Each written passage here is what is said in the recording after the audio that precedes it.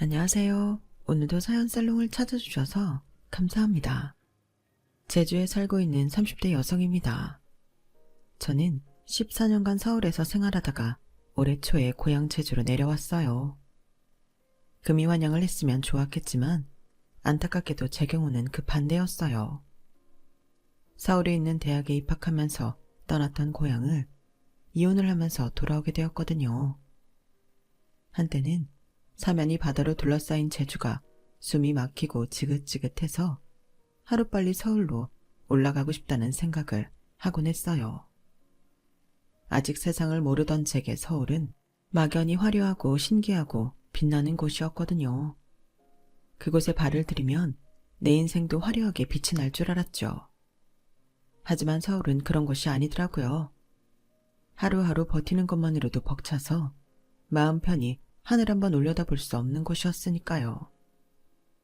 그래도 지난 14년간 잘 버텨왔다고 생각했는데 어느 순간 거울에 비친 내 모습을 보니 심장이 쿵 내려앉는 기분이 들었어요. 만신창이가 된 채 쭈그려 앉아있는 여자의 모습이었거든요. 그렇게 세상에 혼자 버려진 것 같은 순간이 되자 생각나는 건 내 고향 제주뿐이었어요. 그래서 이혼을 하고 고향으로 돌아오게 되었죠. 밖에서 실컷 두들겨 맞고 울면서 집에 들어가는 아이처럼 고개를 푹 숙인 채 귀향을 했는데도 가족들과 친구들은 잘 왔다며 제 등을 토닥여 주더군요. 그제야 그동안 꾹 참았던 눈물을 터뜨릴 수 있었던 저는 그렇게 떠나고 싶었던 고향 제주에서 인생 2막을 열게 되었어요. 새로운 인생의 시작을 앞두고 묵은 때 같은 과거를 털어버리고자 이렇게 사연을 보내게 되었습니다.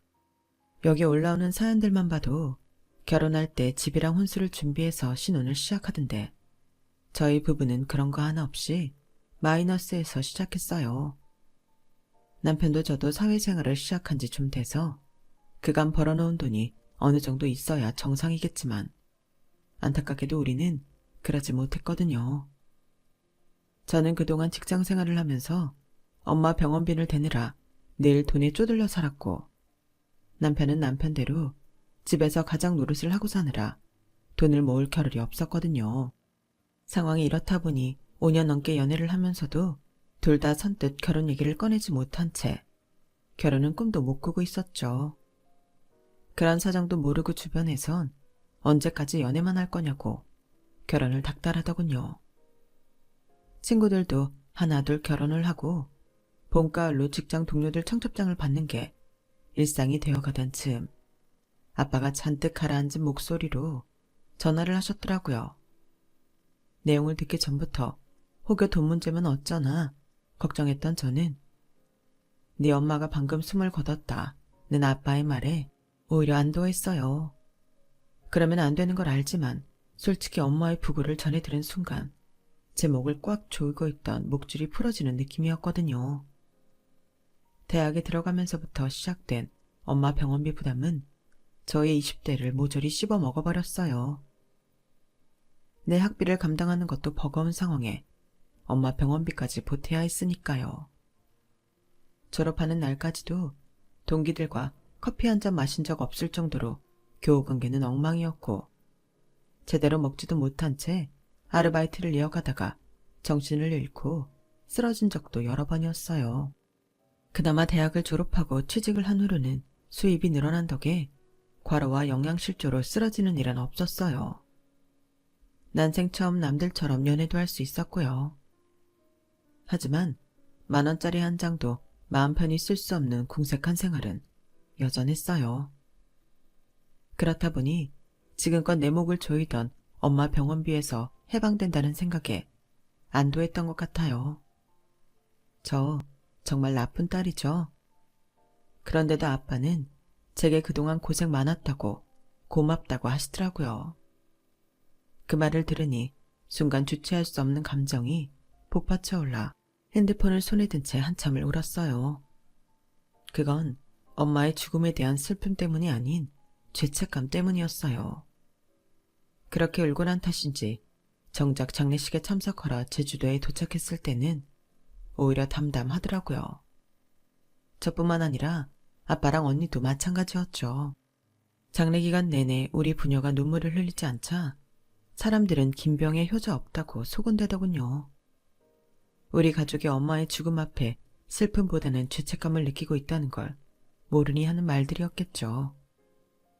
고향에서 장례식을 치르다 보니 동네 분들은 물론 동창들도 다들 찾아와 주었어요.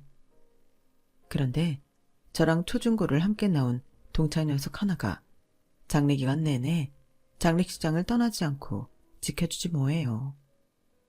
다들 한 동네에서 나고 자라 초중고를 함께 다녔기 때문에 서로의 부모님을 엄마 아빠라고 부르긴 했지만 그래도 좀 과하다 싶었죠. 그런데 알고 보니 그 녀석이 나 몰래 저희 언니랑 사귀고 있었더라고요. 저한테는 언질 한 번 없이 말이에요.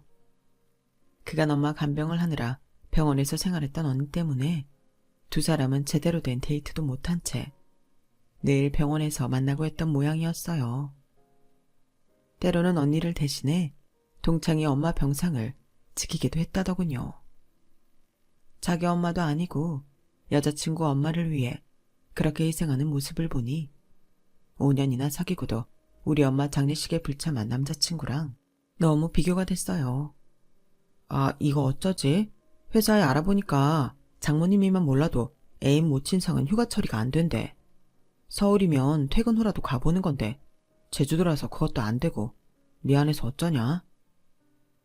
말로는 괜찮다고 했지만 그래도 서운한 건 어쩔 수 없었어요. 그런데다 내 남자친구와 비교되는 동창을 눈앞에서 보게 되니 부럽기도 하고 속상하더라고요. 그런 상황에 동창은 불난집에 기름까지 부어댔어요.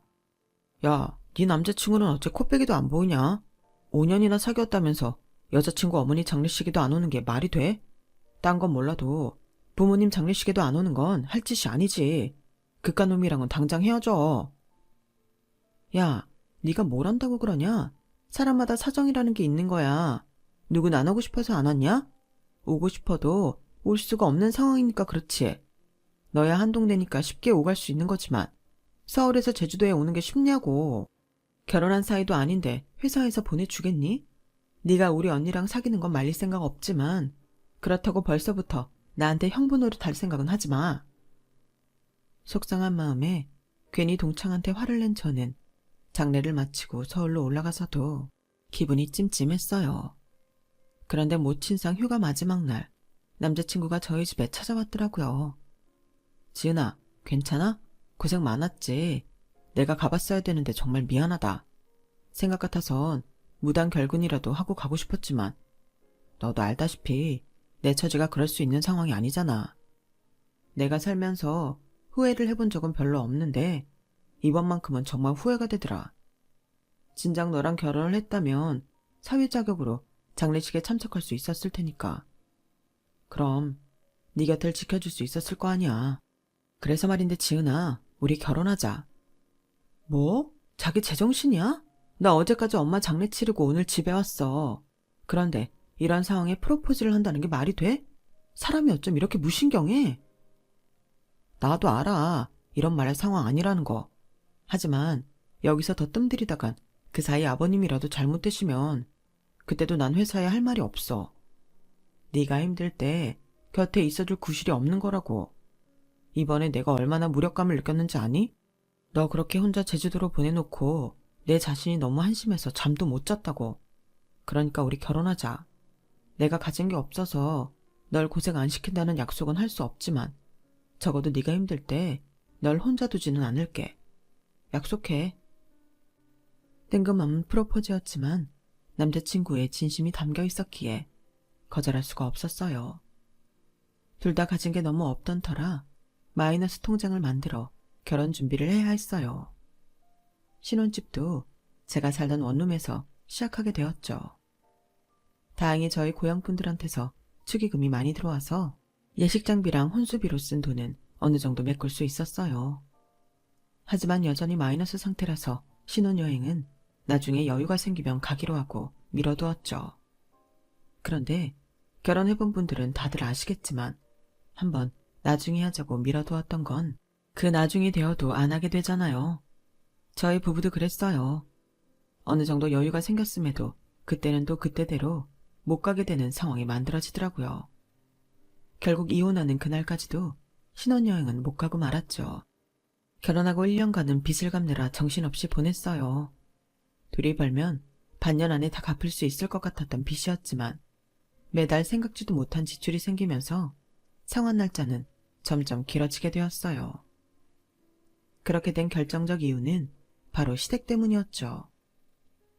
자기야, 지난달에 카드를 얼마나 쓴 거야? 현금 서비스도 받았던데 뭐 하느라 받은 거야? 아, 그거 아빠 치과 치료비 때문에 쓴 거야. 다음 달에는 나올 줄 알았는데 이번 달에 나왔구나. 저번에 보니까 아빠 이가 안 좋으셔서 제대로 식사를 못 하시더라고. 그래서 임플란트 해드렸지. 2개는 정부 지원이 돼서 나머지 2개만 제 돈 내고 했지 뭐. 그래도 그게 어디야. 반값에 한 셈인데. 아니, 그런 일이 있으면 나한테 말을 했어야지. 그리고 치과 치료비면 카드로 분납하면 될 일이지. 이자도 높은데 현금 서비스를 받으면 어떡해? 그건 할부도 안 되잖아. 그러자 남편이 싸한 표정으로 그러는 거예요. 야, 내가 너한테 미리 말 못한 건 미안한데 그래도 이런 걸로 화를 내는 건 좀 그렇지 않냐? 내가 그 돈으로 술을 퍼마셨냐? 여자들 끼고 노는 유흥주점에 갔냐? 자식으로서 부모 이빨 하나 해드린 거 가지고 이 난리를 치냐? 그리고 네 카드로 서비스 받은 것도 아니고 내 카드로 받은 거야. 너 보고 갚으란 소리 안 할 테니까 아침부터 사람 속 좀 긁지 마. 아니, 제가 지금 아버님 임플란트 해드린 것 때문에 일어나요. 큰 지출이 있으면 미리 나랑 상의도 하고 기왕이면 돈 좀 덜 드는 방향으로 하자는 거지. 그런데도 남편은 대뜸 화부터 내더라고요. 그 일로 며칠간 냉전으로 지낸 우리는 3일째 되던 날 화해를 했어요. 지는 게 이긴 거라는 말대로 제가 먼저 고개를 숙이고 들어갔죠. 자기야, 아버님이 임플란트 해드린 것 때문에 뭐라고 하는 거 아니야. 부모님이 식사를 못 하시는데 당연히 해드려야지. 나 그렇게 야박한 사람 아니니까 다음부터는 미리 나랑 상의 좀 해줘. 지난번엔 내가 목소리 높여서 미안해. 그러자 남편도 미리 말 못해서 미안하다고 하더군요. 그렇게 그 일은 잘 풀어냈는데 얼마 뒤 비슷한 상황이 또 벌어진 거예요. 이번엔 시동생 문제였어요. 자기야, 이거 차 키 아니야? 이거 누구네 차야? 아, 그거? 당연히 우리 차지. 내가 이참에 하나 뽑았어. 뭐? 차를 뽑아? 우리가 무슨 돈이 있다고 차를 뽑아? 마이너스 통장도 다 못 갚았는데. 도대체 무슨 돈으로 산 거야? 신용대출 좀 받았지. 성훈이 덕분에 완전 싸게 샀어. 자기도 이리 와서 봐봐. 저기 세워둔 흰색 차거든. 완전 새 거 같지? 사람들도 다들 새 차인 줄 알더라고. 우리 차가 왜 필요해? 둘 다 지하철 타고 출퇴근하는데. 게다가 차를 사면 차값만 들어? 유지비는 어떻게 감당할 거냐고. 자기는 왜 매번 나한테 상의도 없이 일을 저지르냐고. 그러자 이번에도 남편은 싸한 표정으로 이러는 거예요. 네가 이러니까 너한테 말을 못 꺼내는 거야. 내가 차를 샀을 땐 그럴 만한 이유가 있을 거라고는 생각 안 해? 무턱대고 화만 낼 생각 말고 왜 그랬을지를 생각하라고. 남편이 하도 당당하게 화를 내길래 무슨 중요한 이유라도 있는 줄 알았어요. 그래서 그 이유가 뭐냐고 물었더니 글쎄. 이번에 성훈이 들어간 직장이 집에서 멀잖아. 대중교통 이용하면 왕복 3시간은 기본으로 드는데 형으로서 어떻게 가만히 있을 수가 있냐? 차야 언제고 사야 할 거니까 기왕 살 거 일정 좀 앞당겨서 애 출퇴근하는데 도움 좀 주자 싶었지.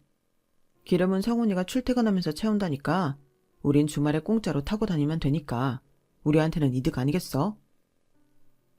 이게 무슨 개벽 따고 뜨는 소린지 원. 아니, 애초에 우리한테는 필요도 없는 차를 사놓고 보험료에 유지비까지 들게 생겼는데 이게 이득이라고요? 정말 이런 계산은 어디서 나오는 건지 도무지 이해가 안 갔어요. 그걸 왜 우리 돈으로 사냐고. 살 거면 차가 필요한 도련님이 사야 되는 거 아니야? 왜 우리한테 필요한 것도 아닌데 돈은 우리가 내야 되냐고. 자기도 알다시피 우리가 그럴 형편이 돼? 실혼집 구할 돈도 없어서 나 살던 천에 40짜리 원룸에서 사는 주제에 우리가 그럴 상황이냐고. 너무 어이가 없고 화가 나서 눈물까지 다 나더라고요.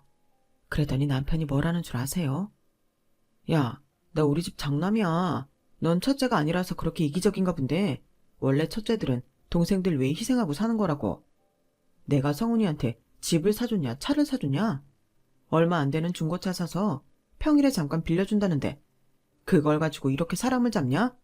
그래, 나 돈 없고 능력 없는 놈이야. 아주 지지리도 못난 놈이라서 신혼집도 한 칸 못 마련해서 마누라 처녀 때 살던 집에 빌붙어 사는 못난 놈이라고. 이제 좀 속이 시원하냐? 남편 기죽이니까 살만하냐고. 아, 정말이지. 벽을 보고 소리치는 기분이었어요. 어떻게 된 게 모든 걸 자기 합리화만 시키는지 억울하고 우라가 치밀어서 눈물이 다 날 지경이더라고요. 그 와중에 남편은 더럽고 치사해서 차 되팔겠다고 큰 소리까지 땅땅 쳤어요. 그러더니 며칠 뒤 시동생이 술에 진탕 취해 찾아와선 그러는 거예요. 형수, 내가 죽일 놈입니다. 내가 출퇴근 좀 편히 하겠다고 하나밖에 없는 내 형 부부 사이까지 갈라놓은 쓰레기입니다. 그러니까 이날 이때까지 가족 위에 산재밖에 없는 우리 형한테 뭐라고 하지 마시고 나한테 돌을 던지세요.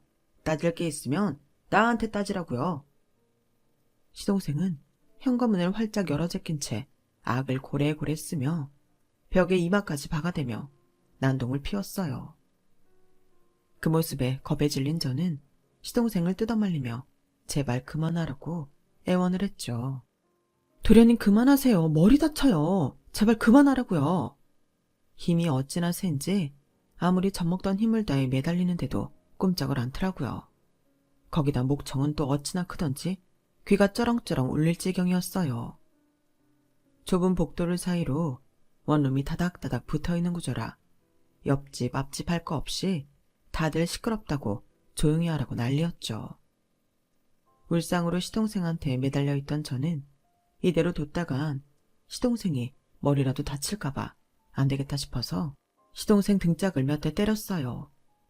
제발 정신 좀 차리라고요. 그런데 하필 그때 퇴근에 돌아오던 남편이 그 광경을 목격한 거예요. 당신 지금 뭐 하는 거야? 이젠 나한테 화내는 걸로 모자라 내 동생까지 때려? 너 정말 이렇게까지 해야 되니? 남편이 화를 내며 제게 소리치자 내내 제 말은 듣지도 않고 벽에 머리를 박아대던 시동생이 울먹이며 지형을 끌어안는 거예요. 그러면서 말도 안 되는 소리를 짓거려댔죠. 형, 내가 형수한테 그렇게 빌었는데도 형수가 날 막 때렸어. 나 때문에 형 이혼하면 어떡해. 형수가 형도 때리면 어떡하냐고. 그러자 남편은 주먹을 부들부들 떨더니 죽일 듯 저를 노려보고는 지 동생을 부축해 집을 나갔어요. 제가 골목까지 달려나와 오해라고 다 설명하겠다고 하는데도 들은 척도 하지 않더라고요. 그렇게 집을 나간 남편은 3일이 지나도록 집에 오지 않았어요. 대신 3일째 되던 날 시어머니가 저희 집으로 찾아오셨더라고요. 너 이리 좀 와서 앉아봐라. 내가 제주 여자가 드세다는 얘긴 들어봤지만 너처럼 드셀 줄은 몰랐다. 어떻게 된 게 그깟 차 한 대 뽑았다고 시동생을 때리고 네 남편을 내쫓니?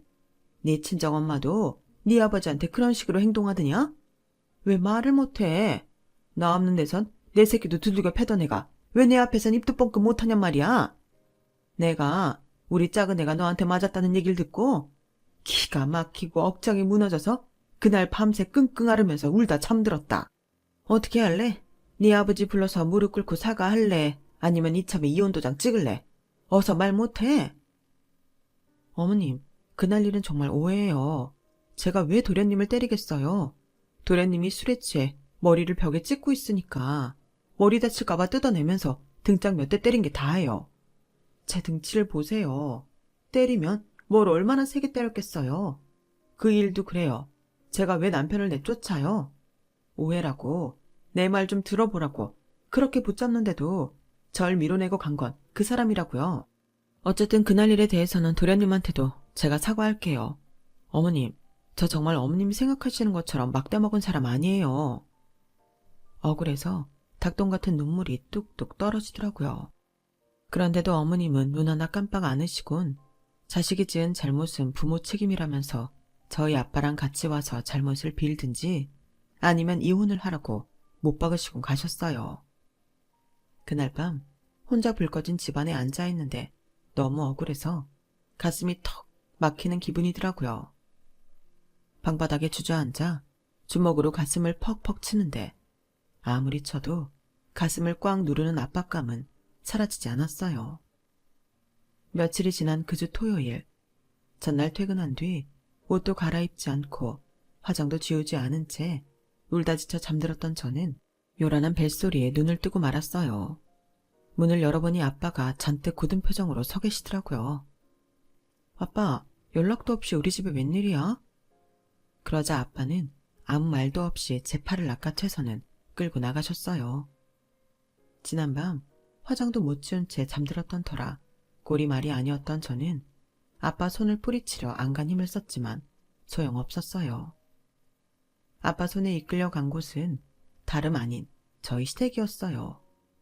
시부모님 앞에서 무릎을 꿇는 아빠를 보곤 경악할 수밖에 없었죠. 사돈, 죄송합니다. 이게 다 자식 교육을 잘못시킨 제 탓입니다. 못난 이 아비를 생각해서라도 제 딸아이를 용서해 주세요. 지은이 너 뭐해? 당장 와서 무릎 안 꿇고. 무릎까지 꿇고 용서를 비는 아빠를 보자 저는 정신이 반쯤 나가 있었어요. 그래서 아빠가 제 손을 잡아 끄는 대로 끌려가 바닥에 무릎을 꿇고 앉았죠. 얼이 빠진 채 멍하게 고개를 숙이고 있는데 순간 귀에서 찡 하는 소리가 요란하게 들렸어요. 그리고는 그대로 정신을 잃고 말았죠. 눈을 떠보니 병원이었어요. 과로의 스트레스, 수면 부족까지 겹쳐서 정신을 잃었다고 하더군요. 남편이 집을 나간 이후에 밥도 제대로 못 먹고 신경을 너무 쓴 탓이었죠. 아빠는 벌겋게 충혈된 눈으로 제 손을 꼭 잡고 계셨어요. 이놈의 자식아, 네가 죽을 죄를 지은 것도 아닌데 밥은 왜 굶어? 그냥 죄송하다 용서 빌면 될걸. 아니다. 네가 오죽 억울하면 그랬겠냐. 애초에 내가 박서방 말만 듣고 너를 몰아세운 내 죄다. 애비가 돼선 내 새끼 말부터 들었어야 되는 건데 이게 다 내 죄다. 내 죄야. 급기야 눈물까지 글썽이는 아빠를 보자 제 속이 더 답답해졌어요. 아빠가 왜 울어? 내가 미안해. 앞으로는 이런 일로 아빠 신경 쓰게 안 할게. 그러니까 울지 마. 인서가, 아빠가 울긴 왜 울어? 코가 근질거려서 그러는 거지. 이번 일로 박서방도 많이 반성하고 있다니까 둘이서 대화로 잘 풀어봐. 부부싸움은 칼로 물베기라잖아. 그리고 제발 밥 좀 잘 챙겨 먹고. 그렇게 아빠는 다시 제주로 내려가셨어요. 제가 쓰러진 걸 보고 놀란 남편은 자기가 말도 없이 차를 뽑아서 미안하다며 용서를 빌더라고요. 솔직히 그 일로 쌓인 감정이 온전히 사라진 건 아니었지만 살면서 접고 넘어가야 하는 순간이 있는 만큼 이번 일은 넘어가 주기로 했어요. 결국 중고로 산 그 차는 저희가 타기로 했어요. 다시 되팔려고 하니 손해가 이만저만이 아니더라고요. 그렇게 남편과 삐걱이던 신혼도 지나고 결혼 2년 차에 접어들던 무렵 언니가 결혼을 하게 되었어요. 엄마 장례식 때 언니 곁을 지키던 제 동창 녀석이랑요. 30년 가까이 이 자식 저 자식하고 부르던 호칭을 형부로 고치려니 입에 붙지 않아 불편하더라고요. 그런데 저보다 더 불편한 사람이 있지 뭐예요. 아, 나보다 3살이나 어린데 형님이라고 불러야 돼? 이게 무슨 개족보야. 그럼 어떡해. 나이가 어려도 형부는 형부인데. 호칭만 그렇게 하고 말은 놓으면 되잖아. 형부도 그렇게 하자고 했고. 아씨, 서영은 하필 그런 자식이랑 결혼을 한다고 그래. 난 그 사람 마음에 안 들더라고. 말도 너무 막하고 사람이 너무 직선적이야. 사람한테 쏘듯이 말하니까 대화 나누기가 겁날 정도라니까. 따지고 보면 남편이 형부를 불편해할 만도 했어요. 제 남편은 좀 꿍하고 조심스러운 면이 있는 반면 형부는 상남자 스타일이었거든요. 왜 학창시절에 보면 공부도 그만하고 덩치도 그만해서 힘센 애들 앞에서 찍소리도 못하고 뒤에서 궁시렁거리는 애들 있잖아요. 제 남편이 좀 그런 타입이거든요. 반면에 형부는 주먹 깨나 쓰면서 애들을 몰고 다니는 골목대장 스타일이었어요. 자기보다 약한 애들은 건드리지 않는 나름 의로운 스타일이랄까요. 암튼 성향이 달라도 너무 다르다 보니 둘 사이는 물과 기름이나 다름없었죠. 거기다 나이와는 달리 촌수가 꼬이다 보니 관계가 참 애매하게 되어버렸죠. 형부네 집안은 예전부터 귤농사를 지어왔어요. 그런데 몇 해 전부터 형부가 공장을 세워 귤 초콜릿과 귤 스낵 등을 만들어 팔기 시작했죠. 처음에는 매출이 나지 않아서 고전을 면치 못했는데 건강식을 찾는 사람들이 많이 늘면서 기름에 튀기지 않은 귤 스낵 판매량이 많이 늘었더라고요. 덕분에 지금은 제주 전역에 매장을 4개나 가지고 있어요. 그중 2개는 동생들한테 하나씩 떼어주었고 공장과 본점, 집 근처에 있는 분점 하나만 언니랑 형부가 관리할 거라고 하더군요. 20살 때만 해도 대학도 안 가고 귤농사를 짓는다고 해서 동창들이 걱정을 많이 했었는데 10여 년이 지난 지금에 와서는 오히려 서울로 갔던 동창들이 형부를 부러워하게 됐어요. 우직하게 한우물을 파더니 내 고향에서 보란듯이 성공을 했으니까요. 서울로 올라갔던 친구들 중에는 다람쥐 쳇바퀴 돌듯 마지못해 직장 생활을 하는 친구들도 있고 그 중에는 일찌감치 실패를 하고 고향에 내려와 있는 친구들도 있거든요. 굳이 나누자면 저는 전자에 속하는 부류였어요. 내가 원하던 인생은 이런 게 아닌데 서울에 정착해 결혼까지 하다 보니 어떻게든 버텨야 하는 상황이니까요. 형부는 신혼집으로 45평짜리 아파트를 마련했더라고요. 언니는 그 큰 집에 혼수 채우느라 허리가 휜다고 앓는 소리를 했지만 저는 그마저도 부럽더라고요. 2년 먼저 결혼한 우리는 여전히 월세 원룸에서 살고 있었으니까요. 결혼식 첫날 우리 부부가 서울에서 왔다고 회를 잔뜩 떠온 형부는 술이 한 잔 들어가자 제 남편한테 집 얘기를 꺼냈어요. 동서, 언제까지 그 쬐깐한 집에서 살 생각입니까? 결혼한 지가 언젠데 원룸은 너무 심하잖아요. 거참, 제주도에 아파트 하나 가지고 있다고 그러나 본데 서울 집값이 얼마나 비싼 줄 알아요? 여기서 아파트 살 돈으론 서울에서 전셋집도 못 구한다고요. 뭘 알고나 말을 하지? 안 그래도 재력에 있는 형부한테 자격지심을 느끼던 남편은 집 얘기가 나오자 불편한 심기를 감추지 않았어요. 그리고 그건 형부도 마찬가지였죠. 아니, 서울 집값 비싼 거 누가 모릅니까? 근데 지금 사는 그 집, 처제가 결혼 전부터 살던 집 아닙니까? 남자가 돼서 여자가 마련한 집에 얹혀 사는 거 창피한 거 아니냐고요. 난 그 말을 하는 겁니다. 우리 지은이 제주에 살 때만 해도 우리 동창 중에서는 제일 잘 나가던 여성입니다. 공부도 잘했고 성격도 좋고 얼굴도 예뻐서 좋아하는 남자애들도 엄청 많았다고요. 그뿐입니까? 엄마 병원비 대느라 10년 다 돼가는 시간 동안 먹을 거 제대로 못 먹고 입을 거 제대로 못 입고 산 착한 애라고요. 요즘 세상에 저런 애 또 없어요. 그래서 난요, 다른 사람은 몰라도 지은이만큼은 고생 않고 잘 살기를 바랬어요. 형부라서 하는 말이 아니라 동창으로서, 아니 친구로서 하는 말입니다. 안 그래도 형부에 대해 감정이 안 좋았던 남편은 형부가 자신의 아킬레스건까지 건들자 슬슬 말이 거칠어지기 시작했어요. 참, 누가 보면 지은이가 자기 부인인 줄 알겠네. 처형, 이거 가만두고 봐도 되는 겁니까? 명색이 형부란 사람이 처제한테 껄떡대는데 그냥 두고 볼 거냐고요. 아무리 가방끈이 짧아도 그렇지 니 거 내 거도 구분 못합니까? 결혼식 하루 앞둔 마당에 커밍아웃이라도 하겠다는 거예요. 뭐예요? 당신 일어나. 나 도저히 기분 나빠서 더는 여기 못 앉아 있겠으니까 일어나자고. 사람이 말이야, 기껏 바쁜 시간 내서 여기까지 와줬더니 남의 마누라한테 뭐 하는 짓이야? 이래서 총것들하고는 대화가 안 통한다니까. 총것이라는 말에 형부는 술잔을 탁 내려놓았어요. 뭐요? 총것? 지금 말 다 했습니까? 다 했다 왜? 누가 먼저 시비를 걸었는데? 그러자 잠자코 앉아 계시던 아빠가 형부를 불렀어요. 종수야, 너 지금 뭐 하는 짓이냐? 아무리 네가 손윗사람이라고는 해도 박서방이 연장자인데 함부로 굴면 안 되지. 네가 먼저 사과해. 아버지, 아니 장인어른, 이건 나이하고 상관없는 얘기잖아요. 인서가 내가 뭐라 그랬냐? 말이란 게 아다르고 어다르다고 했지. 네가 아무리 좋은 뜻으로 한 말이라도 상대방이 듣기 불쾌하면 사과하는 게 맞아.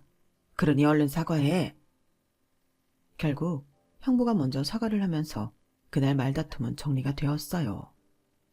그런데 그 일이 문내 괘씸했던지 남편은 다음날 축의금을 낼 때 애초 내기로 했던 금액보다 절반가량을 적게 냈더라고요. 평소 명절이나 저희 아빠 생신 때도 멀다는 이유로 찾아오지도 않던 남편인데 언니 결혼식 축의금마저도 얌생이처럼 얄밉게 구니 저로서는 기분이 상할 수밖에 없었어요. 가만 보면 남편은 자기 집 일이라면 집에서 키우는 애완견 생일까지 챙기면서 제 친정 일에는 너무도 무심했거든요. 아빠가 저 결혼할 때 해준 게 없으셔서 사위한테 큰 소리를 못 하시니까 남편이 그걸 알고 더 저희 집을 우습게 아는 것 같더라고요. 언니 곁에 있으면서 쭉 그걸 봐온 형부는 그래서 더 제 남편을 갈궜던 거고요. 아무튼 남편한테는 처가가 멀다는 이유 말고도 상종하기 싫은 동서 핑계까지 생겨서 제 친정을 더 기피할 이유가 생긴 셈이었어요. 그렇게 2년이 지나는 동안 남편은 제주도에는 발도 들이지 않았어요. 발만 안 들인 게 아니라 명절은 물론 저희 아빠 생신도 저보고 알아서 하라는 식이었죠. 그러면서도 쉬는 날만 되면 저를 끌고 그렇게 시댁을 가는 거예요. 결혼 초부터 몇 번의 시끄러운 일 때문에 제가 시댁에 책 잡혀 있는 걸 이용해서 말이죠. 그래서 이번엔 어떻게든 남편을 끌고 아빠 생신에 참석하려고 했는데 이번에도 역시 이러는 거예요. 제주도까지 언제 가냐? 자기도 양심이 있으면 이러면 안 되지. 직장인이 고작 이틀 쉬는데 가는데 비싼 항공료까지 내고 1박 2일로 제주도에 가 있는 게 말이 돼? 암튼 난 못 가니까 당신이나 갔다 오든가 해. 자기 정말 너무한 거 아니야? 명절한 표구하기 힘들어서 안 된다더니 아빠 생신에도 못 가겠다고? 그럼 도대체 우리 집은 언제 갈 건데? 솔직히 말해봐. 돈이 문제인 거야, 시간이 문제인 거야? 내가 보기엔 당신은 돈이랑 시간이 있어도 내 친정엔 안 갈 사람처럼 보여서 그래. 내 말이 틀려? 아, 마음대로 생각해. 그러게 왜 제주도에서 태어났냐고. 서울이나 못해도 경기권에만 살았어도 내가 이러겠냐? 암튼 나 바쁘니까 네가 알아서 해. 이미 남편한테 정이 떨어질 대로 떨어진 참이라 길게 대화하기도 싫었어요. 그러던 어느 날이었어요. 일요일 아침부터 남편이 부선을 떨더라고요. 잠결에 들어보니 며칠 전부터 인터넷 쇼핑몰에서 주문한 택배 박스를 듣느라 정신이 없더라고요. 그러거나 말거나 저는 애써 눈을 감고는 침대에서 뭉개고 있었죠. 자기야, 안 일어나? 벌써 8시가 넘었어. 빨리 씻고 가자. 쉬는 날인데 왜? 나 좀 더 잘 테니까 갈 거면 자기나 가.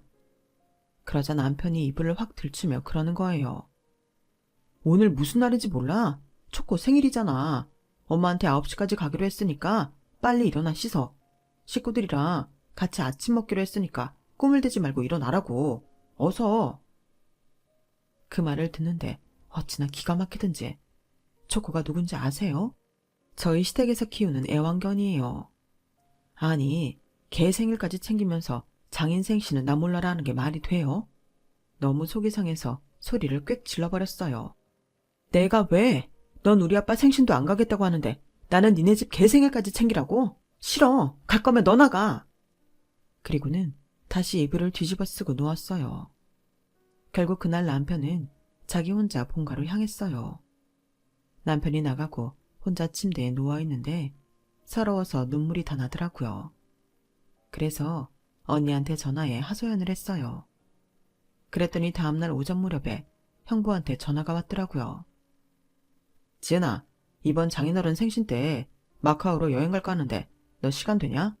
넌 딴 거 준비할 거 없고 그냥 여권만 준비해 오면 돼. 경비는 내가 다 낼 테니까. TV에 나오는 거 보니까 거기에 멋진 호텔들이 그렇게 많더라.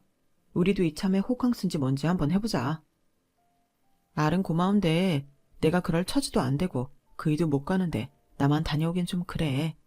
그이 밥 챙겨줄 사람도 없는데 며칠이나 집을 비우기도 그렇고. 야, 넌 자식이 돼선 아버지 생신이 중요하냐? 네 남편 밥이 중요하냐? 네가 그렇게 숙이고 들어가니까 동서가 매번 싸가지 없이 구는 거야. 남자는 여자하기 나름이란 말도 모르냐?